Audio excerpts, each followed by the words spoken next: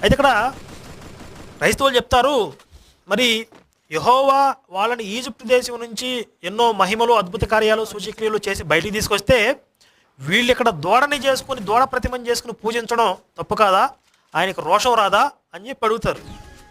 అయితే బైబిల్ని జాగ్రత్తగా పరిశీలిస్తే అక్కడ ఒక విషయం, ఆ సందర్భం ఏమిటనేది అర్థమవుతుంది. అదేమిటంటే ఈ లక్షల మంది ఇశ్రాయేలీని అరణ్యంలోకి తీసుకొచ్చి వాళ్ళందరినీ ఒక చోట కూర్చోబెడతాడు మోషే. మీరు ఇక్కడే ఉండండి, నేను కొండ మీదకి వెళ్ళి దేవుడితో మాట్లాడొస్తాను. మీలో ఎవడైనా సరే ఈ కొండ ఎక్కడానికి ప్రయత్నించినా, కొండ మీదకి వచ్చినా వాళ్ళందరూ చస్తారు. మీరు ఎవరు కొండ మీదకి రాకూడదు, నేను ఒక్కడనే వెళ్ళి దేవుడితో మాట్లాడొస్తాను, మీరు ఎక్కడే ఉండని అంటాడు. సరే అని వెళ్తాడు మోషే.